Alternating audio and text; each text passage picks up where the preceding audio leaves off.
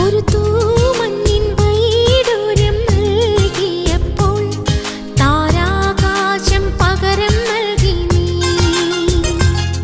ഒരു മൂവന്തി പൂങ്കിണ്ണം ഞാൻ തന്നപ്പോൾ പൊന്നിൻ പുലർകാലം പകരം തന്നു